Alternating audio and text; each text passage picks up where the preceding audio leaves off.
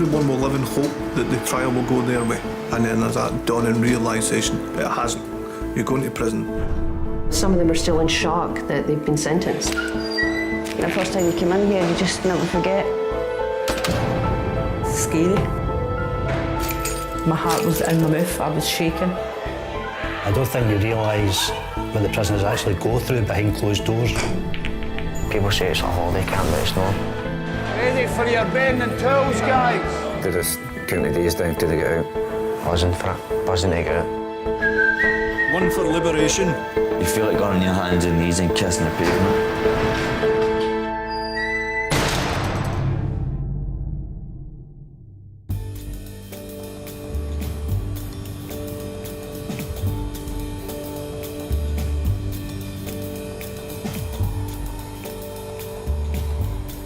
My name's Vicky. I work at Greenock Prison and I have been in Greenock Prison for 13 years in total. Right, well, our day starts at 7:45. We start off by doing the numbers, most important thing, making sure everybody's still with us and alive. Once we know that that's fine, then the day can carry on. They've been out there for about 10 minutes. During the week, breakfast is a breakfast pack that they've been given the night before. So it consists of Rice Krispies, a roll, a bit of jam, maybe. Weekends are slightly different. Weekends they get a brunch, which is black pudding, sausage, egg. A wee special treat on a Saturday and a Sunday. Top flat, Vicky. Lunch could be anything from sandwiches, soup.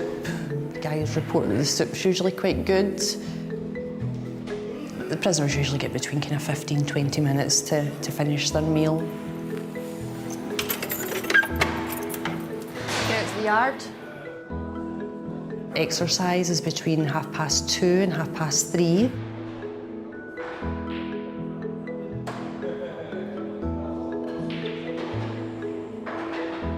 During which we've got a choice of table tennis, darts, pool and snooker. Then at 8:30, get everybody back where they're supposed to be, numbers check again, and then that's us.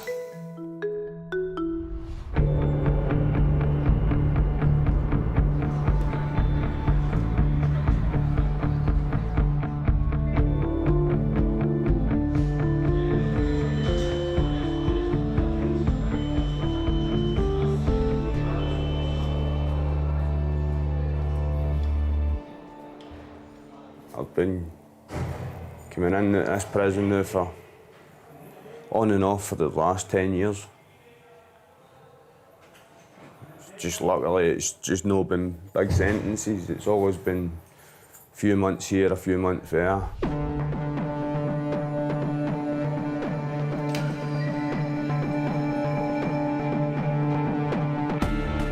It's Dean's final 24 hours in prison. I'm doing 4 months, I'm in for assault and I'm in Greenock Prison.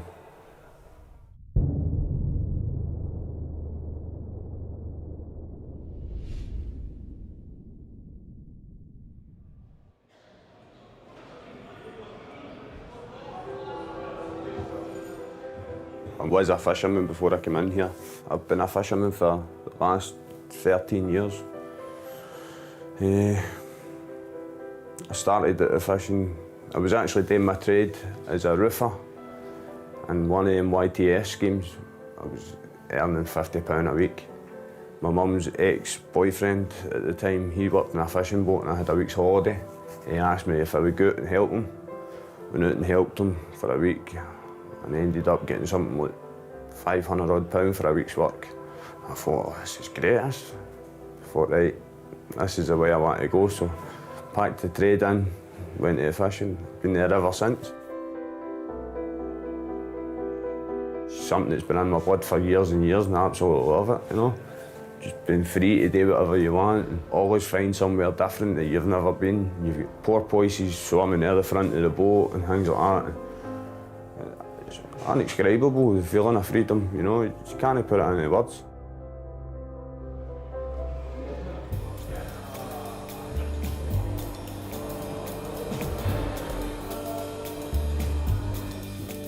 Dean looks after his stuff. His cell's always in order. It's always clean.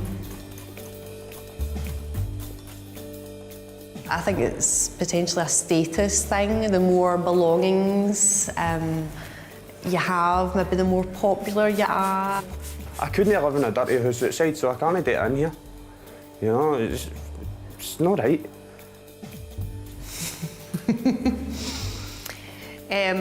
Dean was one of the ones that he likes to have a sofa, which is 2 plastic chairs with a duvet draped over them, and it looks quite nice. However, they should only have 1 chair, and the duvet they have should be on their bed. But prisoners being prisoners, they have ways and means of acquiring other stuff. There's only 2 things in here that kind of reminds me that I'm in a jail at night when my door's shut. The bars in my window, and there's no hono in the back of my door.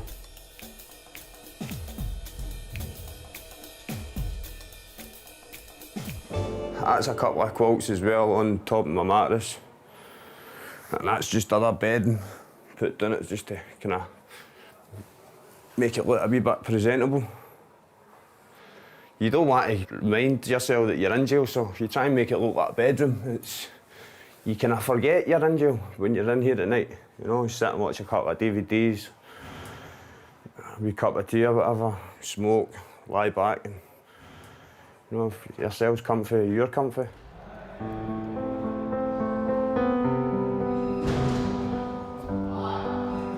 We've got a right good shift in yesterday, in the chest. I've got a few assaults under my belt now, aye. You know, I've got really a temper problem with a drink. Each time he says it was the vodka that time, then he'll come back in, oh, it was whiskey doesn't agree with me, it was beer. So this sentence is saying that he's just going to stop drinking.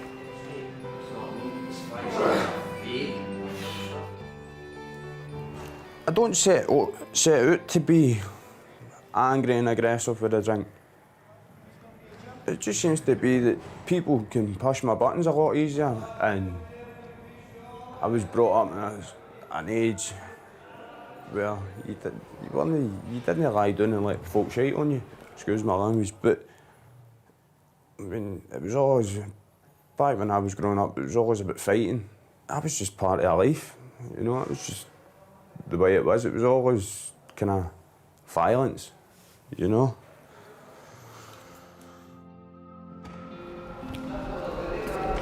Top flat clear.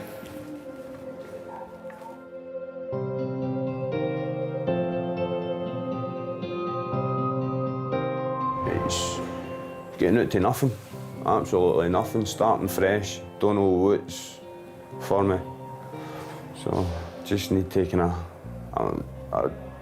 would say I'm really nervous, just need to wait and see, I suppose. I don't know, just a daunting thought.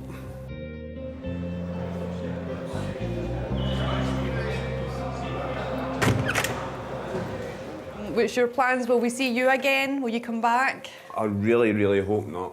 To be honest, they're getting harder and harder.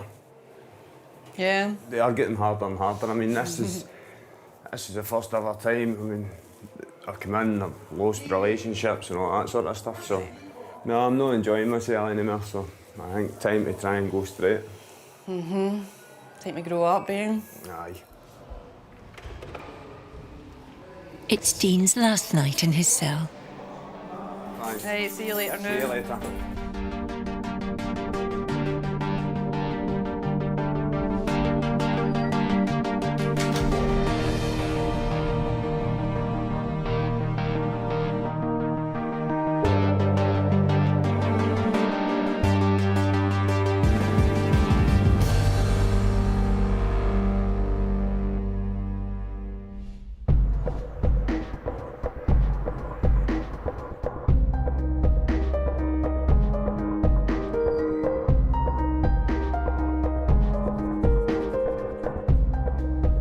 It's the morning of Dean's liberation.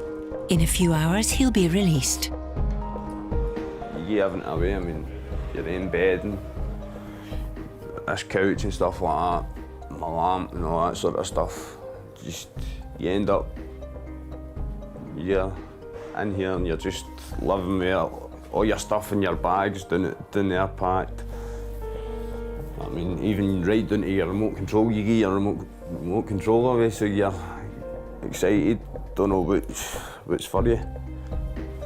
So, I'm looking forward to it, I suppose. Now get that in, put that in Gordon's room. Huh? Now put that in Gordon's room.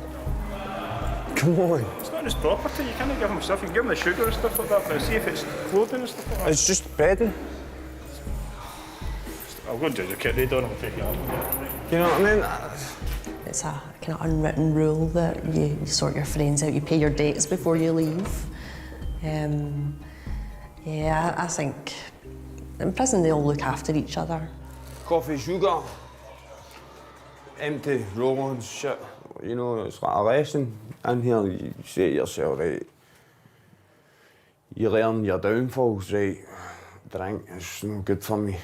But for years and years, I was kind of ignorant to it. I used to say, right, I can't drink this certain drink, and I can't drink this certain drink, or I can't go out here, or I can't go and talk to these kind of people. And in general, it's just more or less clean cut. I just can't drink alcohol. What do you do when you go out? Booze. Booze and chase my home, mate. I don't feel sympathy for prisoners. I feel empathy for their families. It's their families that they're continually letting down. What time's loves it? About 9 o'clock? Yes, mate, that's for you, basically. Aye, most likely be about half 9, 10 o'clock, so most likely. It depends just what else is on, to be honest. I'd be surprised if they're still here at 10 o'clock, put it that way.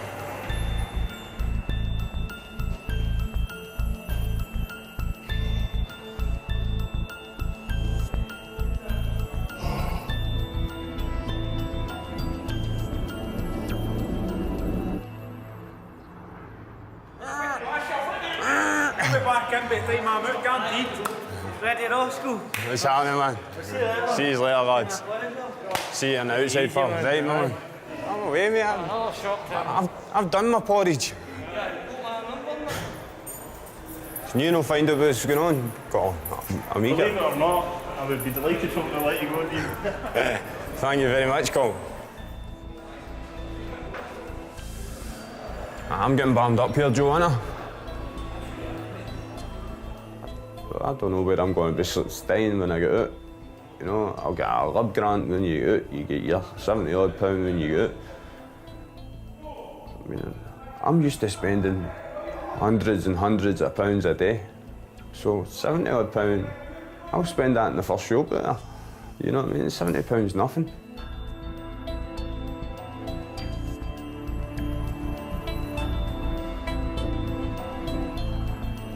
Right, this is fucking dragging on too long now, man. Fucking hell.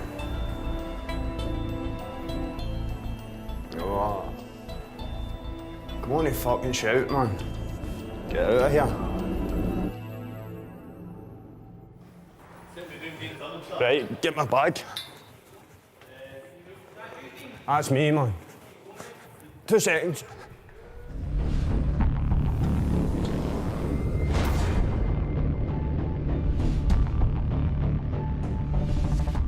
After about 48 hours on the outside, you totally forget about this place.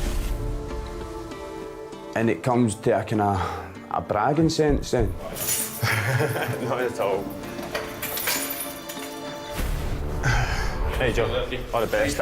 See you later on. I'm leaving this place a single person, so it's starting everything again from scratch. You've got to live with the mistakes you make. Morning. Getting worried there, some of us. Always thinking about my daughter. I feel kind of bad about it, you know. shouldn't be here, I should be out there looking after her. Dean's wee girl's 6 and she knows where he is. I think that's hit home with Dean. Dean's always told her that prison's for bad people and now she thinks he's a bad man.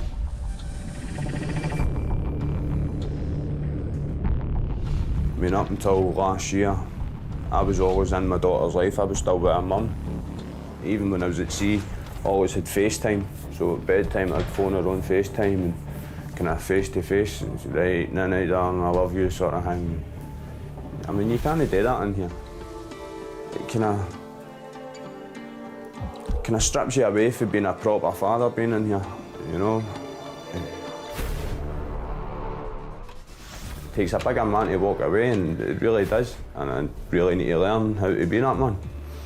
So, just need to try again and again and again to get it right.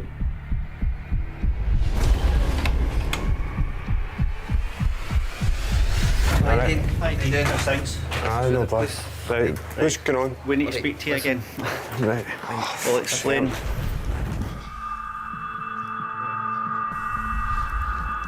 Fuck's sake, I thought there was something going on with us.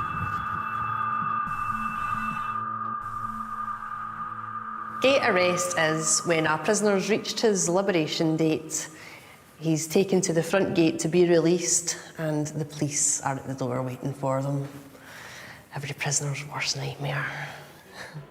On liberation, Dean was arrested at the gate under the Communications Act for making a threatening call from prison. He's received another 4-month sentence. Grabbed my arm and told me obviously who they were. Police, I knew them anyway. He told me they were police and I was under arrest for Telecoms Act. Took me down to Greenock Police Station. They kept me down there till yesterday morning. Didn't yesterday court all day. Just sentenced and now my fate back up here. It kind of breaks your spirit a wee bit. It's gone from having a plan in your head to not having a plan. You just don't know what's coming next. The joys. So that's it. Start again. I don't know about Dean. Sometimes he just says the right things and then just same old silly mistakes. That's what I say with my wee pal. I usually go to the gym with wee Gordon. When I up at his door and I put on a different voice, hey boy! He's like, who's that? I opened his home. He's like, fucking, you doing back? He says, I got a gate arrest. He's like, when you out? I was like, December. Yeah, same time as me. So I was noising him up. Aye, that's me. I knew you couldn't handle it before me, so I came back in to finish your sentence with you. Hey, number 12, your time is up. Let's go. Is it hard for you though, like, demoralising to keep going when you see the people you... No. I think we've just got to keep drumming into people that these services are available to them. And hopefully one day the penny drops. I'm going to get wallpaper. Because I done that the last time I was in here, a couple of years ago. Put wallpaper on that, and up there, maybe a wee border, put it around. I don't know if a couch will fit in here. It's just a kick in the balls. I should boot the other day. Ah well. Joys.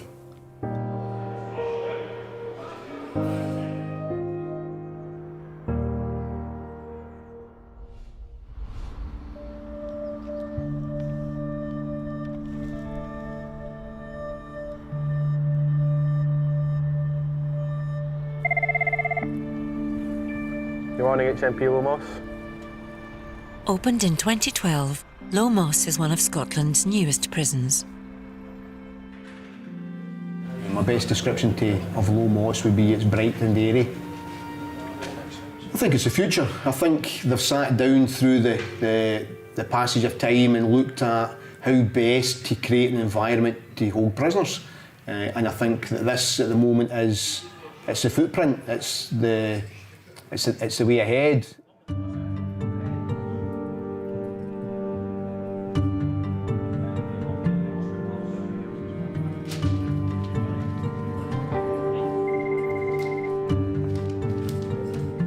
primary role is to process prisoners who are going to courts, they're going to hospitals, they're going to other establishments. They say that it's possibly the second busiest reception in the SPS. It's been 5 months since Brian's first 24 hours in prison.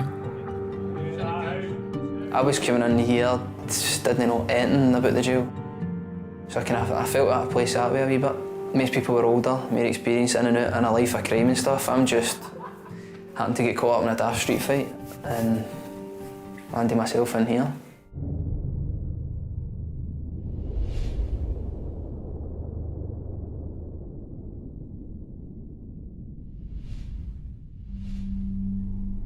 Brian remembers his first day at Low Moss well.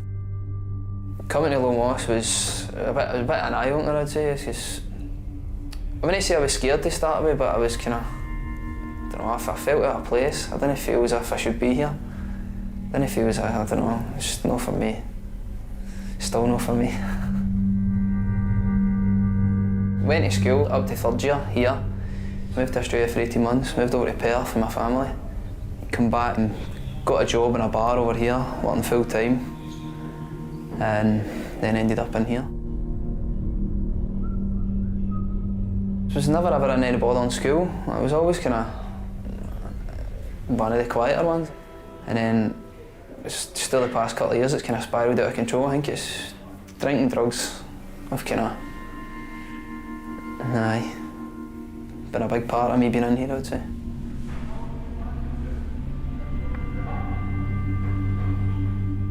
Right for my birthday and a night out. The night was going great, no bother the full night. I ended up in an argument with a guy and it got out of control and ended up badly injured. Random guy I bumped into after the dancing. Two of us were drunk. I'd bumped into his girlfriend by mistake and I apologised. He wasn't happy about it when he let it go. And ended up in a fight. It was only two punches and one kick. But the guy's injuries were kind of bad, so that's why I get the 3.5 years for it. When I watched the CCTV, I thought, what have I done, What have I done? It shows you me punching a guy twice, his head smashing through a phone box, and then me kicking him in the head after that. It was brutal.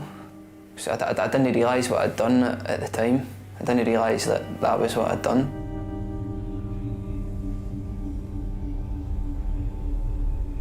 When you actually watch yourself doing stuff, it just gives you a fright. It gave me a shock, because you've seen that could have been a murder charge easily. Social workers and stuff have sat me down and says that's been an assault and then a serious assault. Next stage it goes up to an attempt murder and then it can lead to a murder. I'm the one to go down that route.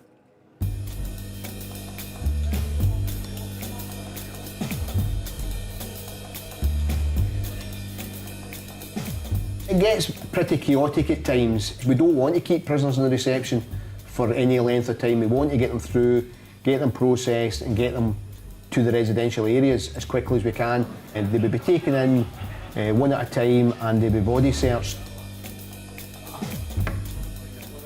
which is the removal of all clothing, which will be placed on a rack for safe storage. Prisoners will come in their own civilian clothing. Within the reception at Low Moss, we need to hold clothing suitable that if they get liberated, if they get released at court, that they need to have their own clothing. Certainly not advantageous for them to be wearing prison clothing to court. We give them a set of prison denims, which are sometimes they actually fit them, and either a green crew neck t-shirt or blue crew neck t-shirt signifying what hall they come from.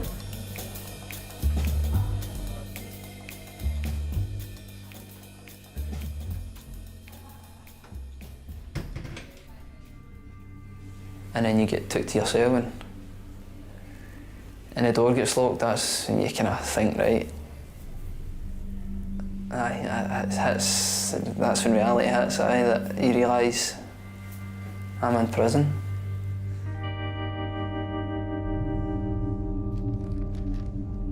The first day is brutal because your head's still trying to take in the fact that I'm going to spend the next couple of years in here.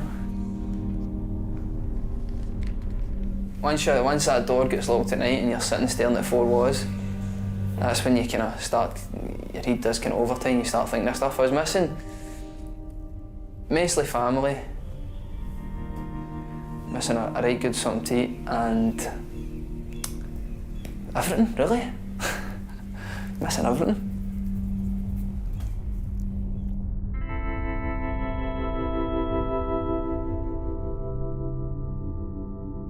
I remember my first sleep being a decent sleep because I've been at court all day, and getting down to court kind of takes it out of you because you're sitting about in a cell, so it drains you mentally and physically, so I get a good sleep that night. And then for the next couple of weeks I wasn't sleeping well at all.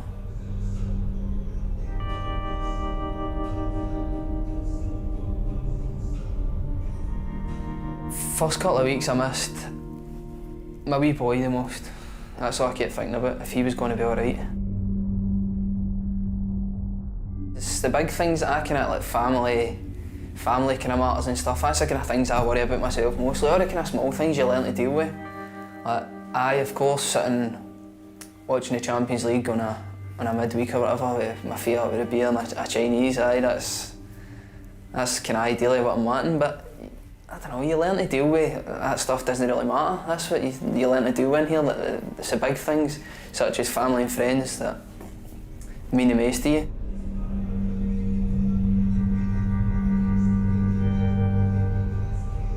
It's hard, aye. It's hard, but I try and put my mind on other things. I try not to think about it all the time, because it would just make your time twice as hard, and you'd be sitting here depressed throughout your full sentence thinking about stuff like that.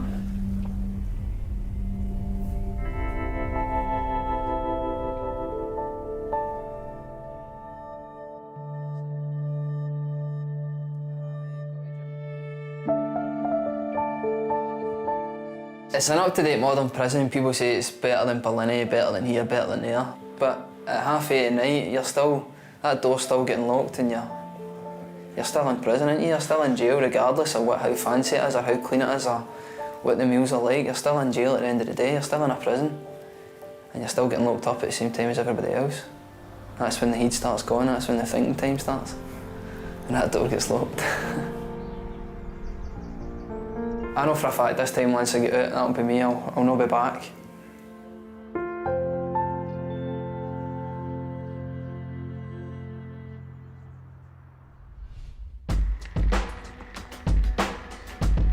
To help reduce the high rate of re-offending amongst short-term inmates, Lomas Prison has a unique through care team. PSP, the Prisoner Support Pathway, is a support for the short-term prisoners. These guys were just coming back in and out of custody again and again. Our aim is to try and support them and stop them from coming back into prison. 14 PSP staff work with the inmates before their release. How you doing, Paul? All right? A lot of these guys that are in prison have a number of needs. A lot of them don't have any housing. A lot of them come in and re-offend because they don't have housing. We can offer them the world. Do they want to accept it or not? That's their choice. C-section, is it? You have to be realistic. So, and it's about letting them see that they can have goals, something to aim for. On our day of liberation, we'll take them to their appointments, we'll take them to their doctors, we'll take them to the addictions team, we'll take them to the homeless offices. If we didn't offer that support, a high number of them have openly admitted they wouldn't have made it themselves.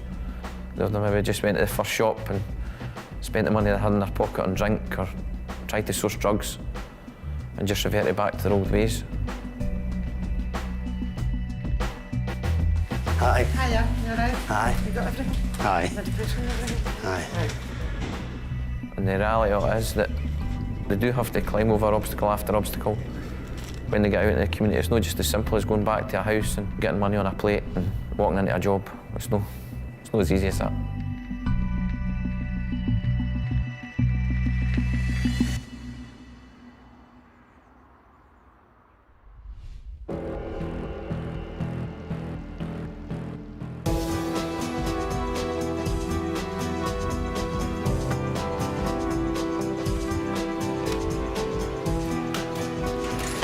Good morning. We've all got our faults, and fair enough, they broke the law, but I don't see myself as being any better than anyone in here. Right, so how many courts? I've got 1 court. I better go and wake him up. In any area of life, if you want to change, that person has to have the belief that they can change. You get court this morning? You get yourself ready, okay?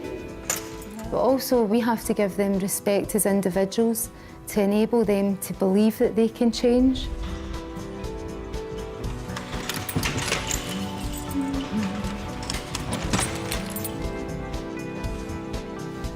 It's Mark's final 24 hours in prison. If I've done something, I'll go in, I'll plead to it, I'll say, right, guilty, I've done it. Fair enough, you caught me. But there's other times it didn't catch me, so it's 50-50. I don't regret anything I've done. Well, I regret getting caught, if that's to be honest.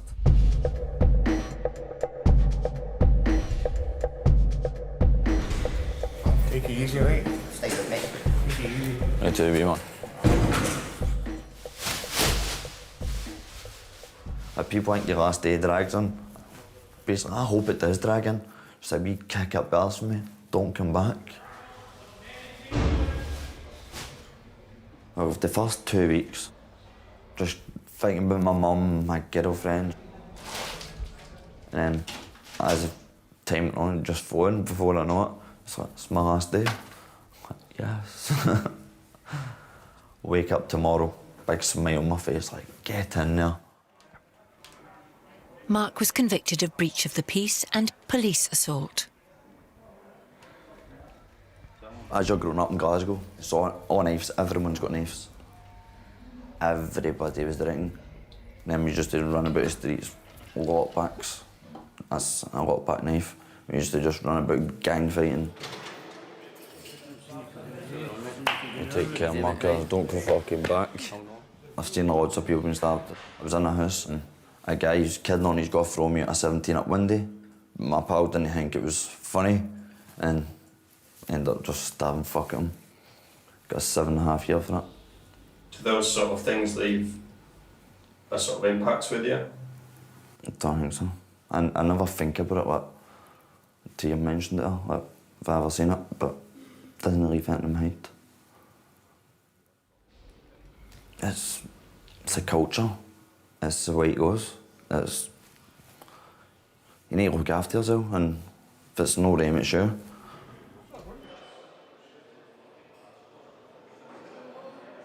Over a year ago, a major family event forced Mark to rethink his life.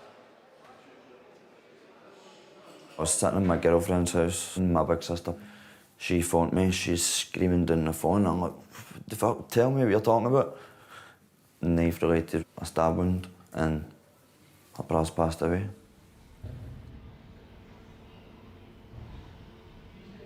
Every single thing's changed. Just when I go out and all that, I just think my brother's not with me anymore. Somebody's been the best part of my life. Done my best friend through my full life. It's just not here. It's not good.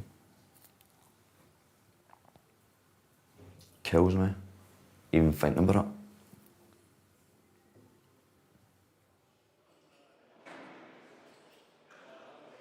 For the first year after it, didn't want to go out, didn't want to see anybody.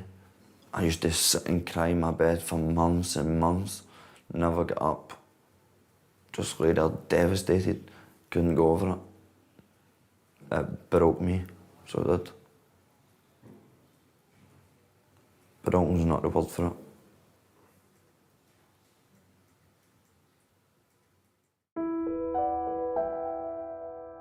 Following the death of his brother, Mark stopped drinking for over a year. But after one night out, he was back in jail.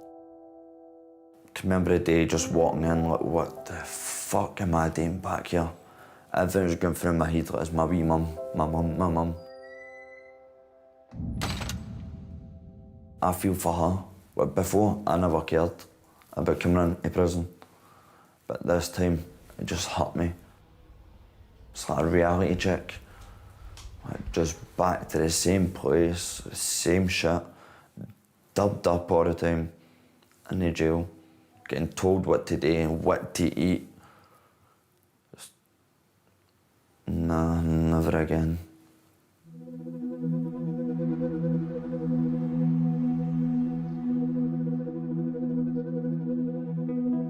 So what section are you in?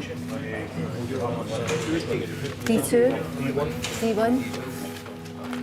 Some of the stories, you know, things that have happened to them when they were young, they're horrendous, and you hear them every day, and it's no wonder that they're in here. Morning, Brian. Has yours still got that voice? Have you been to the nurse? I'm not excusing their behaviour, I'm not excusing it at all, but I do think we have to understand where it's all coming from. I was looking for you, Peter, but you'd already been in, that's fine. I'm shouting like a Maddie. Peter, how you doing, all right? When I'm speaking to prisoners, you can tell that they're quite thankful for people coming to see them, and I think they're quite appreciative of people spending time with them. Have you? Why are people wanting drugs and getting stoned out their head? You know, why do they want to do this? A lot of them are escaping really bad childhoods.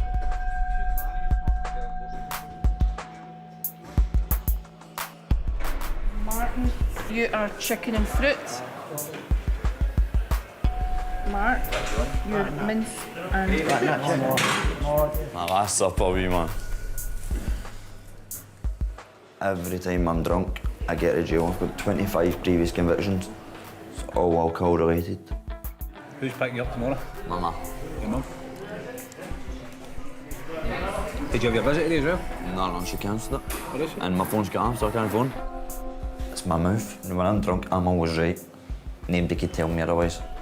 When I'm sober, I'm a genuine guy, I'm honest. But it's when you're drunk, it's just a total different story.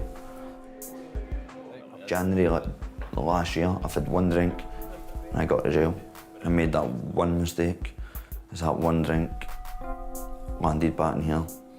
So now I know I can't get to drink. I'm not doing it.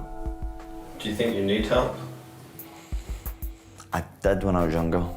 Now I'm here, 27, still in the jail. But I've, basically I've helped myself stop. I know what I need to stop doing. Took me 27 years to realise. Drink, drugs.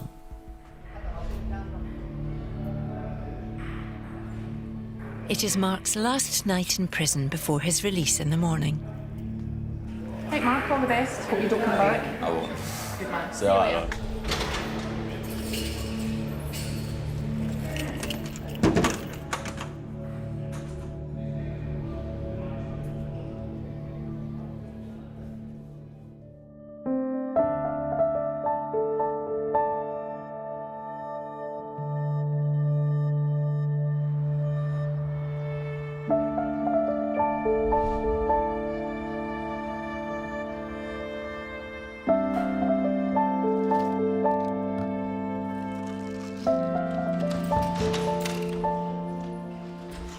Some of them act like they're just not really that happy about getting out, which that's sad, you know.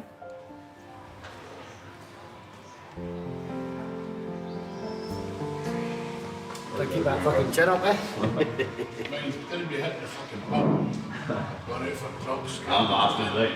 And then you'll get other ones who are really, really happy to get out, and it's nice to see. Catch you later, big man. Take care of it, Marco. And you have the wee chat and say, you know, hope I don't see you again. I met this mum out to run away for you. I'm all kidding, man. I'm all kidding, man. You're one of the better ones. Thank you, Mum. You and me, Phil. Can't say the same about, I can't say the same about the rest.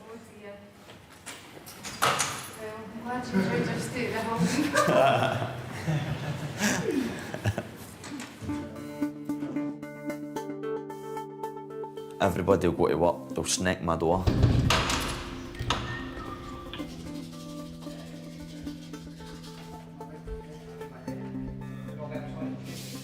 And then 15, 20 minutes later, about 9 o'clock, the door will go on, you're libbed. Get out of my shit, man, get the fuck out of here.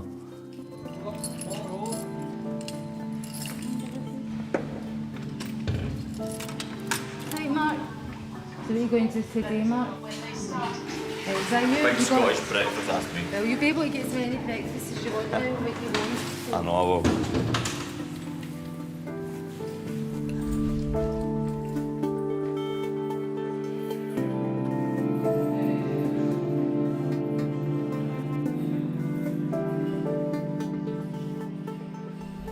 Sometimes you think, oh, I hope you'll do well, and I hope you'll stay off, you know, drink or drugs or whatever.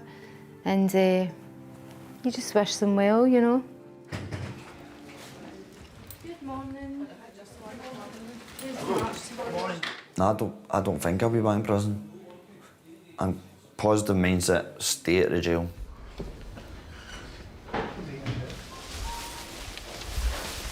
Don't come back, stay off the drink. I gotta stay. Sweet, yeah, Doug. He's just stealing any jail gear. Bit of streams, I know. He's just stealing any jail gear. How much that cost on eBay? Nice.